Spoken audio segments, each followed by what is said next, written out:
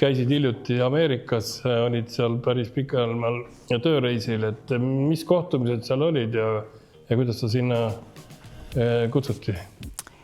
Ma käisin tegelikult sarnasel üritusel nüüd juba teist korda. Esimene kord käisin aastal 2020, see oli just vahetult enne Covidit, enne kui maailm lukku läks, siis käisin ka sellel rahvuslikul palvushommikusöögil ja Trump oli siis esimene kord president. Ja samamoodi, see on hästi suur üritus, seal on tuhandeid inimesi üle terve maailma koos, 2500 vist mahub sinna saali. Ja see on spetsiaalselt ehitatud, see on Hiltoni hotell, see Hiltoni omanik kunagi ehitas selle hotelli spetsiaalselt selleks, et korraldada seal palvushommikusööke. Ja see on selles mõttes väga selline märkimisväärne ruum, et fotode peal, kes tahab vaadata, saab, minu seinal on seal mõned fotod olemas, et see on üks selline arhitektuuriline ime, kuidas ehitada selline ruum, kus ei ole mitte ühtegi sammast ja kuhu mahub sisse üle 2000 inimese. Ja nagu ma ütlesin, et ma olin seal juba teist korda ja see nii-öelda põhiline selline punkt, mis inimesed sinna kokku toob, on ikkagi see, et kõik tulevad, need on kristlased, ikkagi suures osas on kristlased. Võib-olla seal on ka teisi, seal usujuhid, aukülalised, eks ju. Aga valdavalt on seal siis kristlased kogu maailmast, kes tulevad siis kokku, et arutada neile siis tähtsaid olulisi küsimusi ja mis on muidugi kõige olulisem, et alati on nendel üritustel kohal siis ametis olev Ameerika president. Ja seekord oli loomulikult ka Donald Trump oli ka seekord kohal ja pidas sellise pika kõne, et ütleme, kavas oli natukene lühemalt, aga ta läks väga hoogu ja olgem ausad, kui sa vaatad meie uudiseid ja kus siis, ma ei tea, on pealkirjades, kuidas, ma ei tea, Trump on rumal või Trump on seniilne või Trump nii või Trump naa, et ei saa asjadest aru, siis mina soovitan kõigil, kellel on see võimalus teda nii-öelda laivis ära kuulata, et neid võimalusi tegelikult väga palju ei ole ja sellepärast ka see palvushommikusöök on väga eriline, et sa saadki selle võimaluse päriselt elus kuulata Ameerika presidendi Donald Trumpi kõnet ja ma peaks küll ütlema, et see oli väga muljetavaldav, kuidas ta räägib, ta päriselt ka räägib niimoodi, et sa nagu jäädki kuulama, et see oskus, kuidas inimene nagu klammerdab sind su tähelepanu enda külge, ta viskas nalja, rahvas naeris ja kõik, aga samal ajal sai ta kõik asjad ära öelda. Ta pidas tegelikult, see kõne oli vägagi poliitiline ja võttis läbi absoluutselt kõik olulised teemad Ameerika jaoks, olulised teemad ka seal maailma jaoks, nahutas, harjumuspäraselt nahutas ka Euroopa ära ja rääkis kõik sellest, kuidas sellest väärtusruumist, rääkis sellest, mis olukorras on Euroopa ja jõudis tagasi siis lõpuks Ameerikasse ja ütles, et täpselt nii, nagu Ameerika peab saama jälle great again ehk taas suureks, peab tema eesmärk on see, et Ameerikast saaks taas kristlik maa ja selleks siis korraldatakse maikuus, see oli vist 17. mail suur üritus, kus kõik ameeriklased, terve Ameerika rahvas, kõik kristlased, kes tahavad, neil on võimalus tulla siis kokku, ma saan aru, et Washingtoni ühte suurde, see on Great Mall või Ameerikas on kõik suur, ütleme, Ameerikas on kõik suur, et ühte suurde siis sellisesse kohta, hoonesse, kus siis on võimalik kristlastena tulla kokku ja palvetada Ameerika pärast, palvetada kõige pärast, mis on oluline ja näidata, et kristlased ei ole kusagile kadunud, kristlased ei ole kusagile nagu alla surutud et meil Eestis no võib-olla ei saada sellest aru, aga sest me statistiliselt oleme siis maailmas kõige ateistlikum maa, mis on minule mind teeb nagu väga kurvaks, aga no näiteks Ameerikas on täiesti tavaline, et näiteks selles hotellis, kus me olime, lähed alla sinna lobisse ja seal laua taga istub, seal oli hästi palju oli ka mustanahalisi ja seal laua taga istub siis lihtsalt keegi, mis siis töötab või on ta seal lihtsalt hotellis käimas, lihtsalt ta istub seal laua taga ja ei, ta oli muidugi, ta oli ju turvamees, muidugi, sest ta pärast rääkis meile, et mis uksed seal on kinni ja mis on lahti. Ja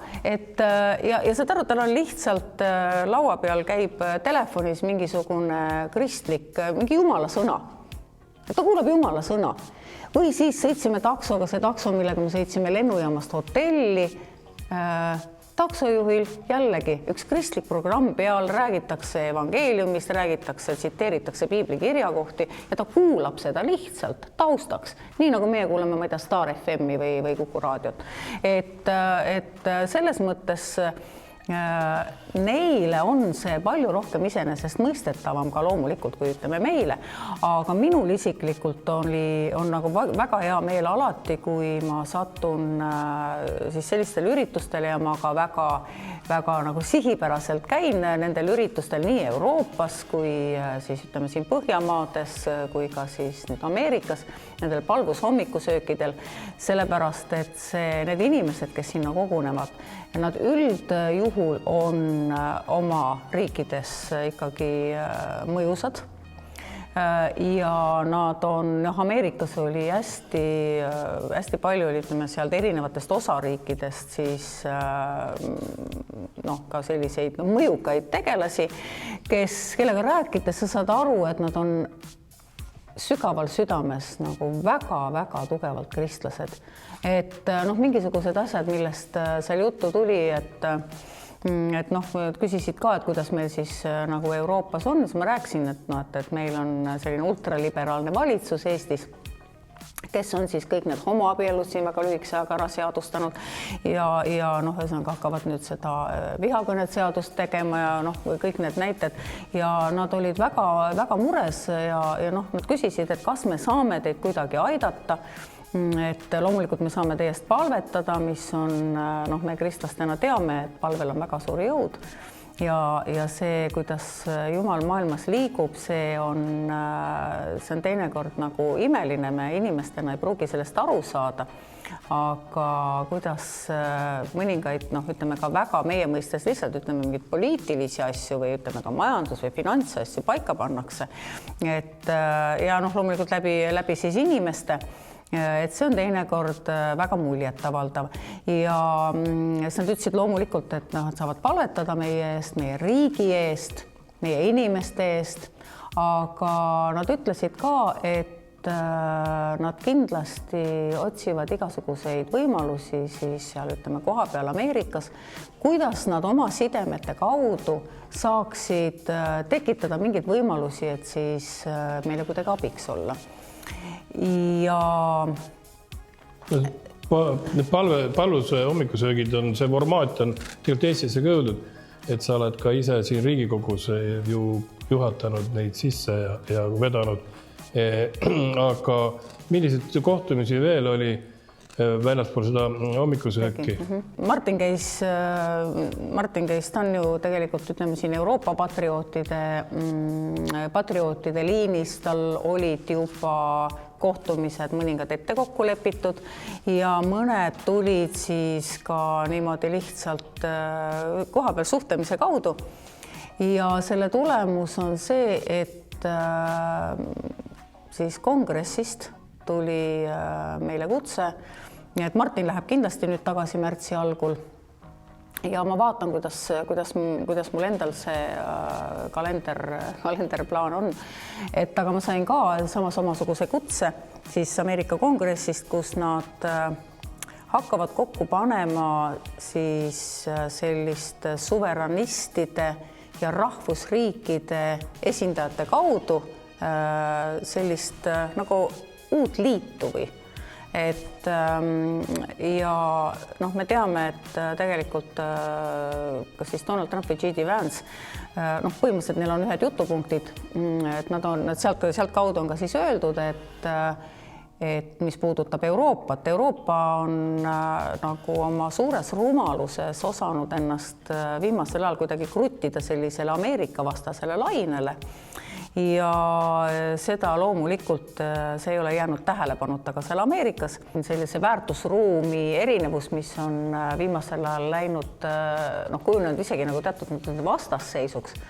Ja sellepärast nad ongi võtnud nagu sellise hoiaku, et nad hakkavad, ja nad on välja öelnud seda, et nad hakkavad tegelikult, nende eesmärk on rahvusriikidega luua nagu otsesidemed ja hakata nagu panema mingit eraldi allianssi kokku. Et selles mõttes just selles mõttes oli väga kasulik seekord ikkagi siin Ameerikasse kohale minna. See on üks sellistest reisidest, kus vähemalt seekord juhtus väga palju just nimelt koha peal ilma planeerimata, et asjad hakkasid nagu lihtsalt juhtuma ja kohtumised ja inimesed kuidagi lihtsalt sattusid su juurde, sest seal on, noh, ütleme, sa käid seal 2500 inimese hulgas ringi ja sa kunagi ei tea, kellega sa kokku saad, kellega sa rääkima hakkad ja kõik, et noh, niimoodi saime kongressis, saime ekskursiooni täpselt niimoodi, et noh, lihtsalt keegi tuli rääkima, toome, lähme kõik koos. Kui sa lähed sellisele üritusele, mis on hea asi, on see, et sa tunned, et sa oled, su nagu süda rõõmustab ja hing puhkab, sest sa oled inimeste hulgas, kes mõtlevad samamoodi nagu sina. Sa ei pea nagu omade seas ja sa mõistad nagu poolelt sõnalt, kui räägitakse pereväärtustest. See on, noh, sa saad kohe aru, mida peetakse silmast, kui räägitakse sõnavabadusest. Sa saad absoluutselt kohe aru, mõlemad saate aru, millest te räägite. Sa pead kellelegi midagi rääkima hakkama. Siis hakkad rääkima, põrkad nagu mingi vaenu vastu. Ja no siis sa saad kohe nagu sildistamist vastu ja kõik, et selles mõttes see on nagu vaimselt väga tervistav käia seal ja noh, ikkagi Ameerika on nii teistsugune, et ma ei väsi seda kordamast, et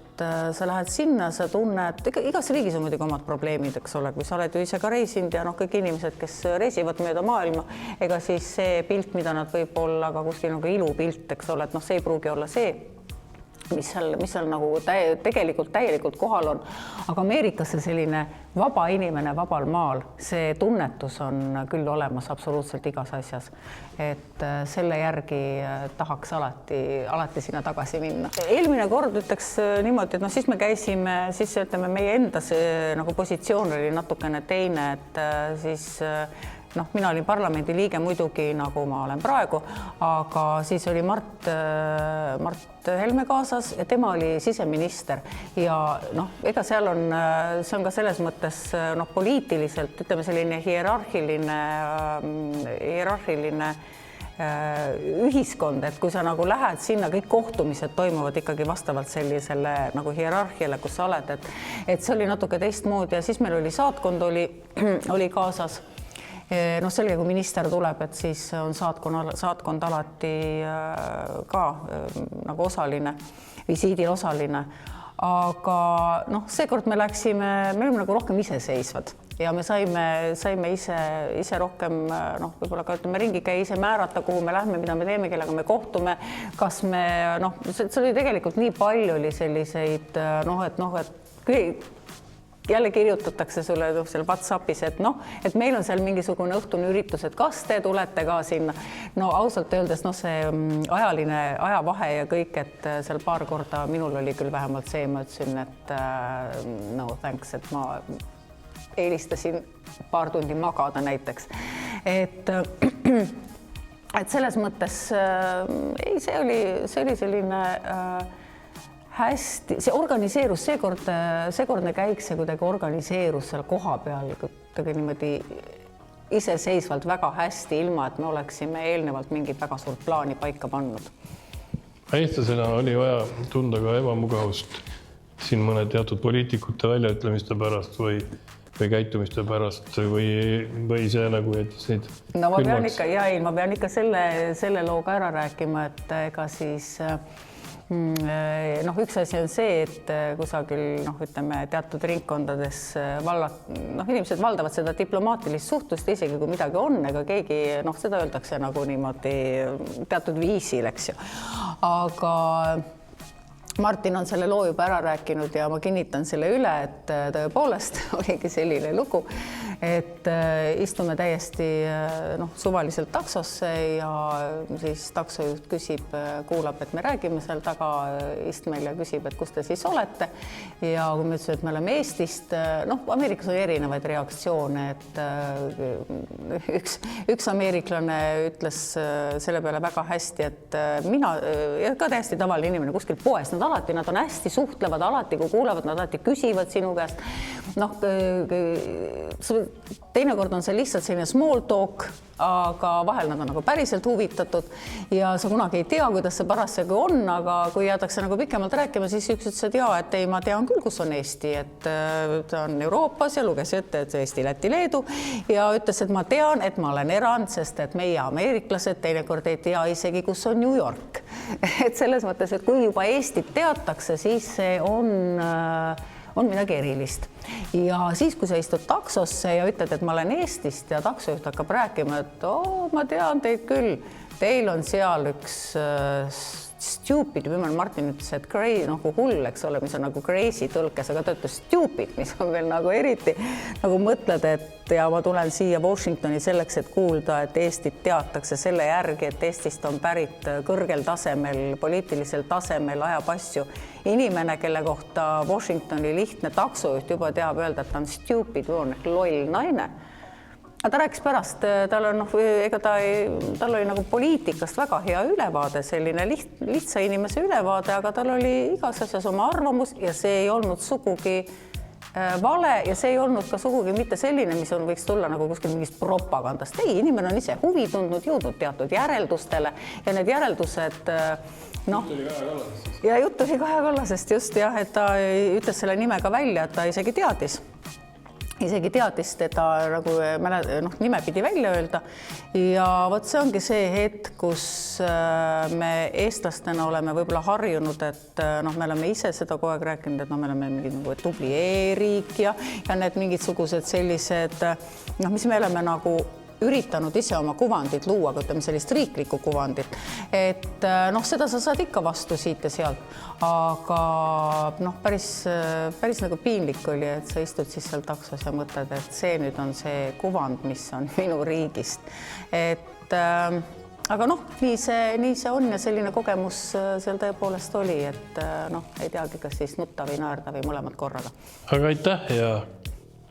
edu! Ja lähme jälle Ameerikasse ja ajame jälle seal asja, nii et ei ole midagi.